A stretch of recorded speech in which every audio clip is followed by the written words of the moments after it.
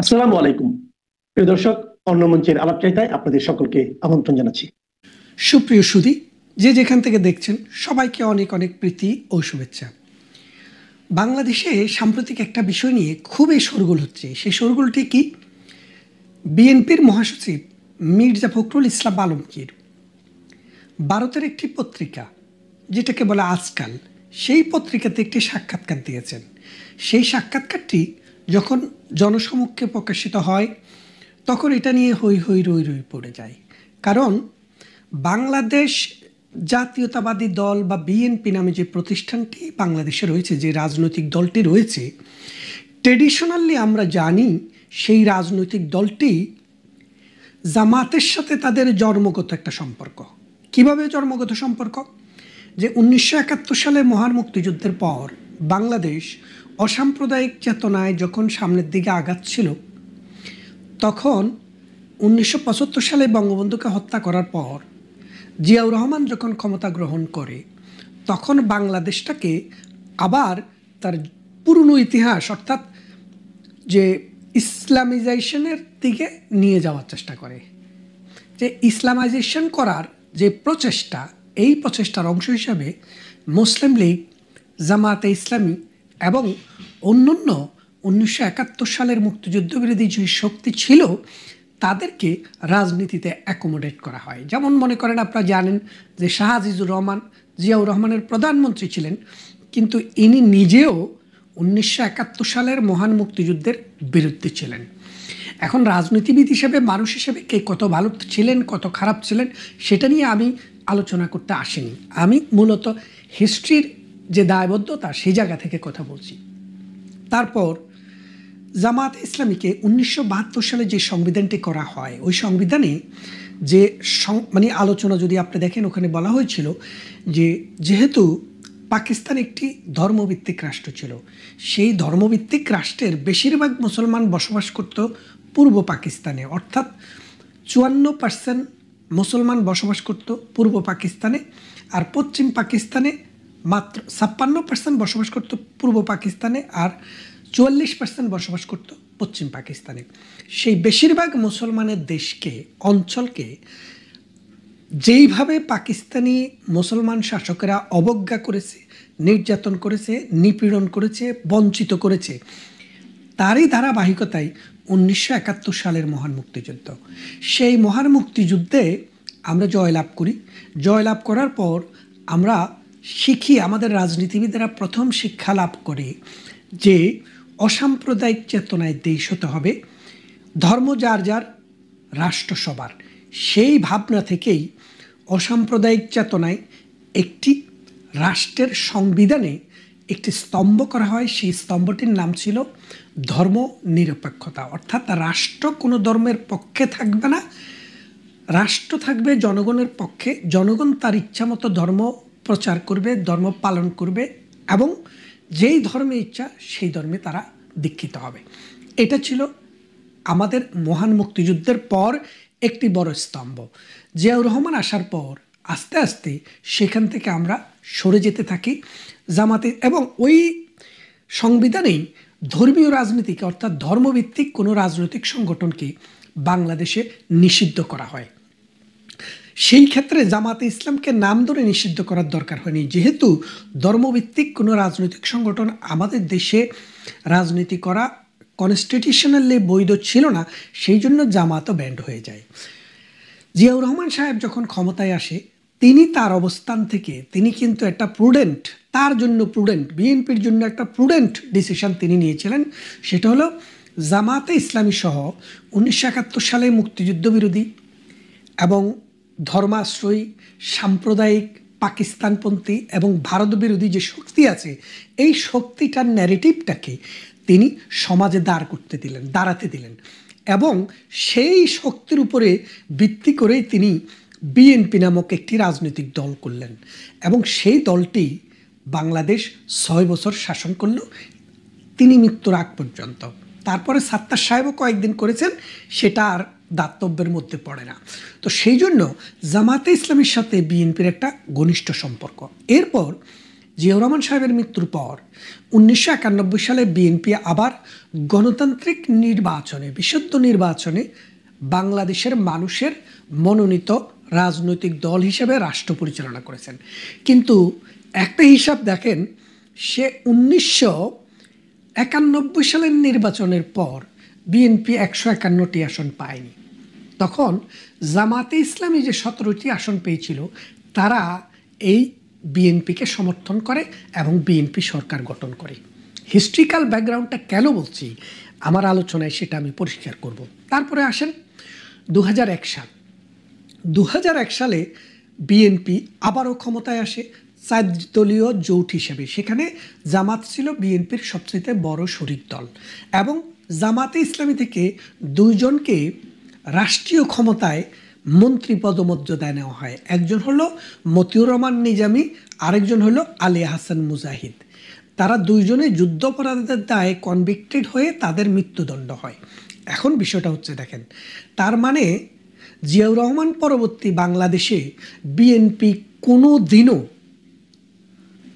জামাতকে ছাড়া ক্ষমতায় যেতে পারেনি। শুধুমাত্র জামাতবিহীন নির্বাচন একবার তারা করেছিল, সেটা হচ্ছে 1996 সালে। সেই নির্বাচনে তারা পরাজিত হয় এবং বিরোধী দলের আসনে বসে। তাহলে আপনি ব্যাপারটা বোঝেন, বাংলাদেশে কেন বিএনপির জন্য জামাত সবসময় দরকার। এই জন্য বিএনপি কখনো কখনো চিন্তা করে জামাতকে বাদ দিয়ে আমরা একলা পথে চলব। একটু যাওয়ার পরে মনে পড়ে, না, আমাদের তো জামাতকে বাদ দিয়ে রাজনীতি করার, রাজনীতিতে সফল হওয়ার কোনো ইতিহাস নেই। তাই আমরা জামাতকে পিছনে ফেলে যাব না, জামাতকে সাথে নিয়েই যাব। এই জন্য বিএনপির কাছে জামাত খুবই মূল্যবান একটি রাজনৈতিক দল এবং বিএনপির আদর্শের কাছাকাছি একটি রাজনৈতিক দল। কারণ বিএনপিতে মুক্তিযোদ্ধা যেমন আছে, মুক্তিযুদ্ধকে কলঙ্কিত করে, মুক্তিযুদ্ধকে অপমান করে, মুক্তির ইতিহাসকে প্রশ্নবিদ্ধ করে, সেই রকম লোকও বিএনপিতে রয়েছে। এটা একদম একটা ভিন্ন স্টাইলে আর কি। এখন যে কথাটি বলছি, বিএনপির মহাসচিব ইন্ডিয়ান সাংবাদিকের সাথে যেই সাক্ষাৎকারটি দিয়েছেন, সেখানে তিনি বলেছেন যে 5 আগস্টের পর জামাত ইসলামী নেতারা আমাদের কাছে এসছে, আমাদের কাছে তারা 30টি আসন দাবি করেছে। আমরা তাদেরকে না নেওয়ার জন্য অনেক কম আসন অফার করেছি, যাতে তারা আমাদের সাথে না থাকে। অর্থাৎ তারা বলে, এবং তিনি আরও বলেছেন যে বাংলাদেশে আমরা অনর্থক জামাতকে বেশি গুরুত্ব দিয়েছি। জামাতকে গুরুত্ব না দিলে বা জামাতকে গুরুত্ব দেওয়া না গেলে বিএনপির অবস্থা হয়তো আরও ভালো থাকতো। এটা তিনি এইরকম একটা মতামত তিনি প্রকাশ করেছেন। এর ফলে দেশে বিদ্রোহ হয়েছে দলের মধ্যে, জামাতের মধ্যে, এবং জামাত এটাকে মিথ্যা কথা বলে উড়িয়ে দিয়েছে। এখন বিএনপির এই মহাসচিব বলছেন, আমি ইন্ডিয়ান এই সাংবাদিকের সাথে কোনো সাক্ষাৎকার দেইনি। তারা তাদের ওয়েবসাইটে এখন ওই সাংবাদিকের সাথে মির্জা ফখরুল ইসলাম যে গুলশানের বাড়িতে দেখা করেছিলেন, সেই ছবিটি প্রকাশ করেছে। তাদের কাছে পুরা সাক্ষাৎকারের রয়েছে। তারা কিন্তু ভবিষ্যতে এই সাক্ষাৎকারের রেকর্ডটিও প্রকাশ করে দেবেন। এখন একটা জিনিস হিসাব করে দেখেন, মির্জা ফখরুল ইসলাম সাক্ষাৎকারটি দিয়েছেন, এখন বলছেন এটা এআই দিয়ে তৈরি করা। আচ্ছা বলেন তো, বাংলাদেশে এত মানুষ থাকতে মির্জা ফখরুলের বক্তব্যকে এআই দিয়ে নকল করে সেখান থেকে স্ক্রিপ্ট করে পত্রিকায় দেওয়ার দরকার কি? কারণ মির্জা ফখরুল ইসলাম বাংলাদেশ জাতীয়তাবাদী দলের প্রধান নীতি নির্ধারণকারী নয়। বিএনপির নীতি নির্ধারণ করেন তারেক রহমান সাহেব, যিনি লন্ডনে বসবাস করছেন 2007 থেকে আজকে পর্যন্ত, প্রায় 20 বছর, 18 বছর থেকে 20 বছর তিনি এখানে বসবাস করেন। তিনি যেহেতু বিএনপি চেয়ারপারসন বেগম খালেদা জিয়ার সন্তান, সেহেতু পারিবারিক ঐতিহ্য এবং মাতা পুত্রের সম্পর্কের কারণে যেই কোনো কিছু হলেই বেগম খালেদা জিয়া আগেও তার সাথে যোগাযোগ করতেন, এখনও তার সাথে যোগাযোগ করেন। সুতরাং তিনি হচ্ছেন বিএনপির প্রধান মানুষ।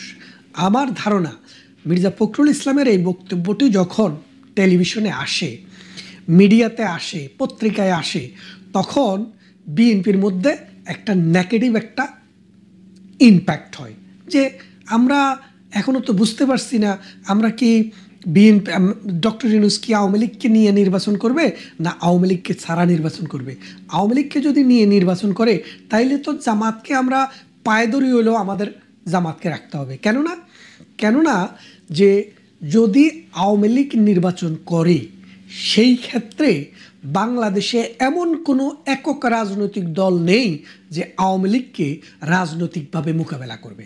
কারণ আওয়ামী লীগের যে আপনি যদি 1971 থেকে শুরু করে আজকে পর্যন্ত হিসাব করেন বাংলাদেশের টোটাল যে ভোট, সমস্ত ভোটে সমস্ত জায়গায় যেই কোনো রাজনৈতিক দলের চাইতে আওয়ামী লীগ বেশি ভোট পেয়েছে। অ্যাভারেজ করেন, আপনি করে দেখেন, কোনো নির্বাচনে একটু কম পেয়েছে, কোনো নির্বাচনে একটু বেশি পেয়েছে, কোনো নির্বাচনে ভূমিদোষ পেয়েছে। সব কিছু মিলিয়ে যদি আপনি হিসেব করে দেখেন, আপনারা যদি একটু হিসেব করে দেখেন তাহলে দেখবেন যে আওয়ামী লীগ যে পরিমাণ ভোট পেয়েছে বিএনপি এবং জামাত বা অন্য কোনো দল তার কাছাকাছি ভোটও পায় নাই। অর্থাৎ আওয়ামী লীগ যদি 40% পায় তাদের 35-এর উপরে একজনেরও নেই। তার মানে টোটাল হিসাব করলে বাংলাদেশ আওয়ামী লীগ স্মরণকালের ইতিহাসে সব সময়ে এভারেজে বিএনপির থেকে, জামাতের থেকে, জাতীয় পার্টির থেকে বা অন্য যেই কোনো দলের চাইতে 5-7% ভোট এভারেজে বেশি পেয়েছে। তাহলে সেই রকম একটি দল যখন ক্ষমতায় লং টাইম শাসন করার পরে ক্ষমতার থেকে কিকড আউট হয়, তাহলে তার দল তো আর শেষ হয়ে যায়নি, তার জনসমর্থন তো আর শেষ হয়ে যায়নি, বাড়বে কমবে।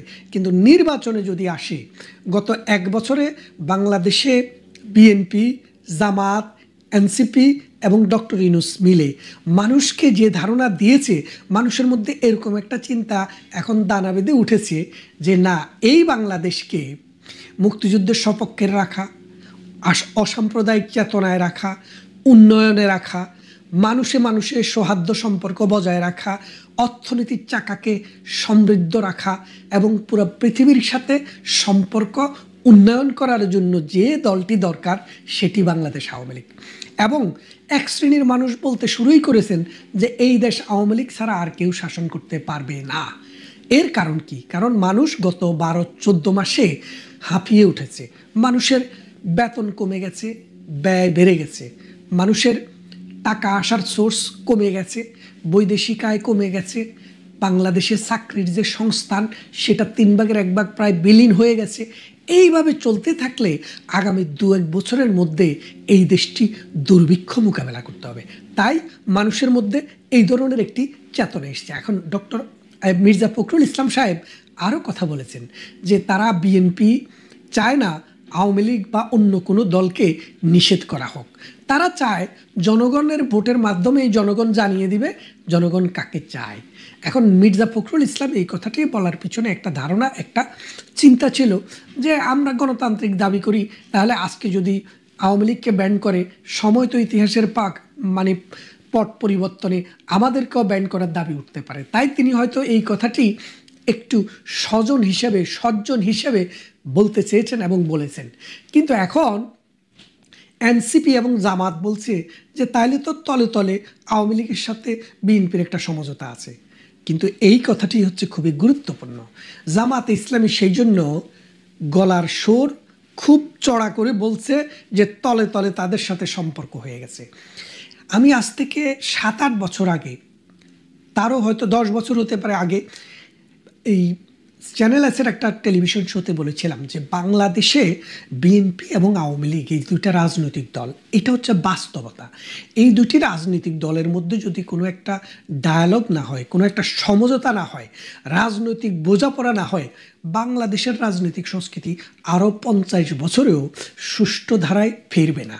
এবং বাংলাদেশে যে পলিটিক্যাল স্টাবিলিটি, এই স্টাবিলিটি আসবে না। কেন আসবে না? দেখেন যে বিএনপি, আওয়ামী লীগ পালাক্রমে রাষ্ট্র পরিচালনা করেছে। বিএনপির একটা বিশাল জনগোষ্ঠীর সমর্থন আছে, আওয়ামী লীগের একটা বিশাল জনগোষ্ঠীর সমর্থন আছে। এখন আওয়ামী লীগ একটি দল, বিএনপি একটি দল। দেশ তো আমাদের সকলের। এই দেশের সাথে, এই জাতির সাথে, এই মানুষের সাথে বিএনপি এবং আওয়ামী লীগের মধ্যে যদি একটা সুষ্ঠু বোঝাপড়া না হয়, কারণ ধর্মীয় চিন্তা বলেন আর অসাম্প্রদায়িক চেতনা বলেন সাংস্কৃতিক বলেন, রাজনৈতিক বলেন, আর হিস্ট্রিক্যাল লেগাসি বলেন, এই দেশে সবাই কিন্তু এই দেশের মানুষের মধ্যে, এবং জামায়াতেরও একটা বড় অংশ আছে যাদের অনেকে বিএনপিকে প্রচ্ছন্নতভাবে সমর্থন করে। এর ফলে হয়েছে কি যে বিএনপি এবং জাতীয় আওয়ামী লীগের মধ্যে যদি একটা সমঝোতা হয়, সমঝোতা একসাথে নির্বাচন করবো সেটা না, যে বাংলাদেশের সাথে আমরা এই দুটি দল একটা কনভেনশন করি, এই কনভেনশনে যদি দেশ, জাতি এবং মানুষের ভবিষ্যতের কথা চিন্তা করে যদি একটা কনভেনশন যদি এই দুইটা দল করতে পারে, এই দুইটা দলের মধ্যে যদি সম্পর্ক ঘনিষ্ঠ হয়, এই দুইটা দল যদি একটা দলকে আরেকটা দল যদি শত্রু মনে না করে, তাহলে কিন্তু এই দেশটা এগিয়ে যেতে পারে। কিন্তু এই বিষয়টা হওয়াটা অনেক কঠিন। কেন কঠিন? আমরা ৭৫কে জানি, বিএনপি ৭৫কে গ্লোরিফাই করে। আমরা নভেম্বরকে জানি, ৪ঠা নভেম্বর বিএনপি গ্লোরিফাই করে। এবং ২০২১ সালের গ্রেনেড হামলাকে জানি, যেটাকে বিএনপি শেখ হাসিনার ভ্যানিটি ব্যাগ থেকে ফুটেছে বলে দাবি করে। এরপরে আরও ঘটনা ছোট ছোট আছে, কিন্তু এই বড় দাগে যে ঘটনাগুলো বললাম, এই ঘটনাগুলো দুইটা দলের মধ্যে একটা অবিশ্বাসের সৃষ্টি করেছে।